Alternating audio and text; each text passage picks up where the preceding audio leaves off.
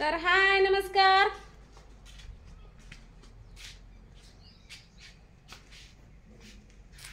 भांडी झाली थोडीफार घासून, काल सगळं घर आवरलं. आता म्हणलं एकदा झोपली का नाही मी तर उठणं बी होत नाही आणि व्हिडिओ बनवायचा पण राहून जातो. मग म्हणलं काम करत करत एक व्हिडिओ बनवा म्हणजे दुपारी बिनगुरी झोपायला. काय बसली तिथं अभ्यास करत, उन्हाच्या सुट्टीतून मी अभ्यास करून घेते लेकरांचा.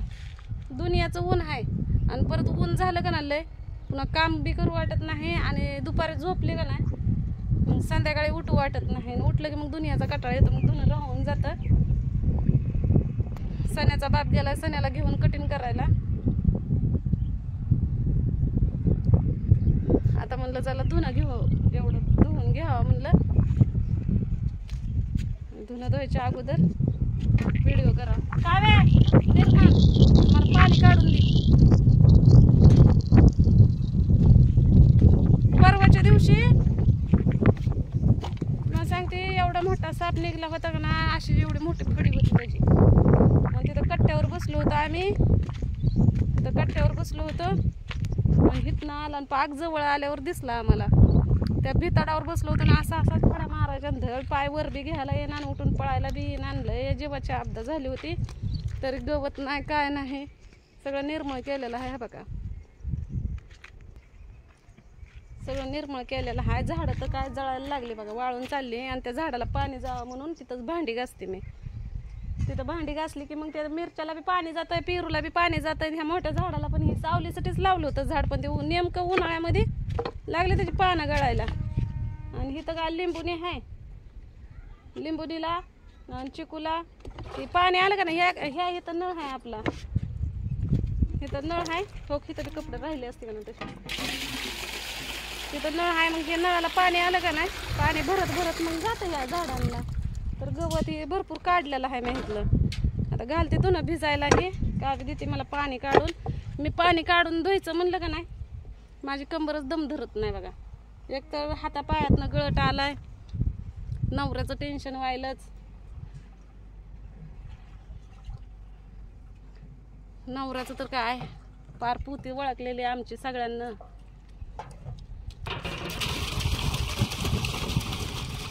काल बी असंच लवकर काम आवरलं आणि काम लवकर आवरून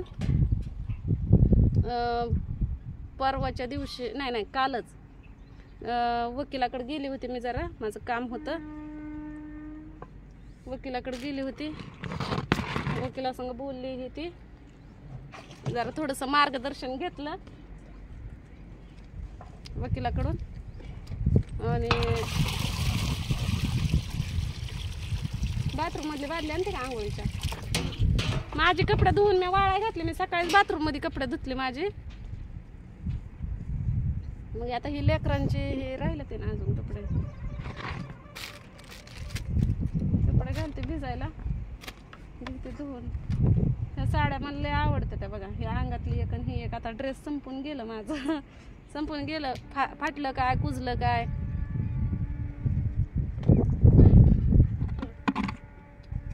ह्याच्यात एक कळशी पाणी होती का धुणं भिजायला होत तेवढा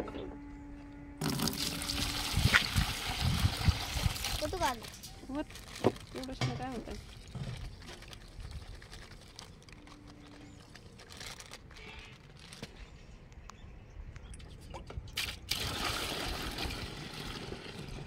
परवा दिवशी आमच्या इथं एक पाहुणे आली होती.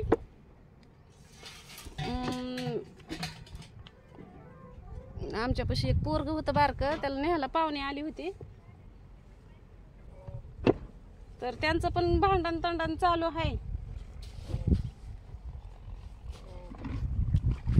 त्यांचं बी भांडण तंडण चालू आहे. मग ती सांगत होती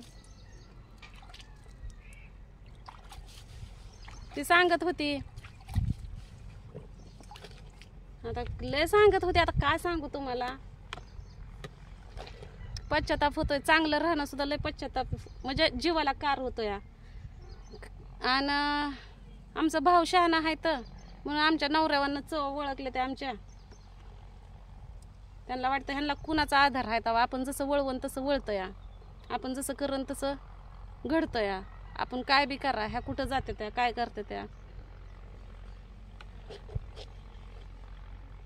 मग म्हणलं होतं सोनीला द्यावा, म्हणलं पार्लरचा नाही तर शिवण क्लासचा कोर्स लावून. ती गेली होती बहिणीकडं, आम्ही मध्ये लग्नाला नव्हतं बाई गेलो तेव्हा. तिथं बहीण माझी मोठी म्हणली राहू दे तिला इथं माझ्याजवळ.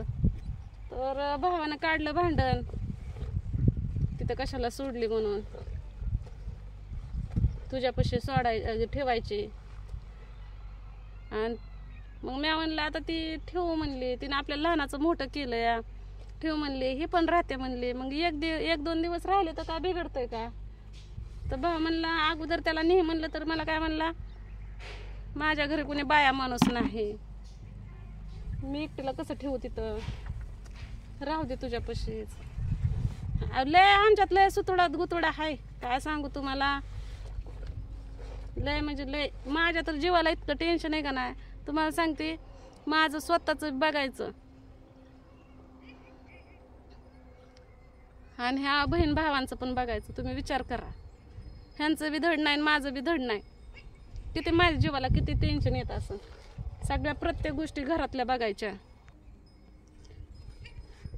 मग ते सोनीला काय बघवतच नव्हतं. सोनी म्हणली ताया तुझ्या बी महाग असलं, आमच्या बी महाग असलं, तू तर कुणाकुणाचं टेन्शन घेते म्हणली, जाते म्हणली मी कामाला, असं तसं. मी म्हणलं तू काय असलं भाकरी खाणार आहेस का आम्हाला जायला, तू कामाला जाऊन म्हणलं काय करते म्हणलं, तुला काय खाया घालत नाही काय म्हणलं, जसं असं तसं दिवस काढायचा, मग काय करते म्हणले.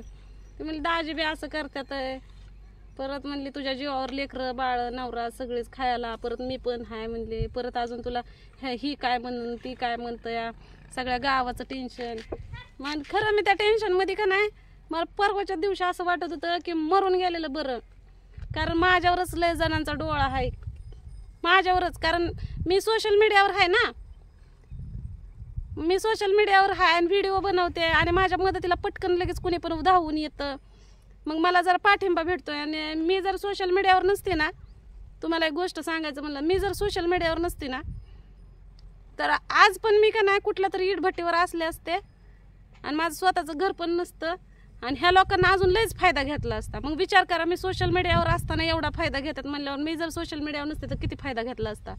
आणि असं बी नाही की बाबा आमची बाजू चुकीची आहे म्हणून हे लोक फायदा घेतात, असं बी नाही. ह्यांना मजबुरीचा फायदा घ्यायला लागल्यात. आणि बऱ्याच जणांना दिसतंय बघा. मगाशी आम्ही स्टँडवर होतो तर ती आमची ननंद ही ती जायची होती ना जरा बाहेर,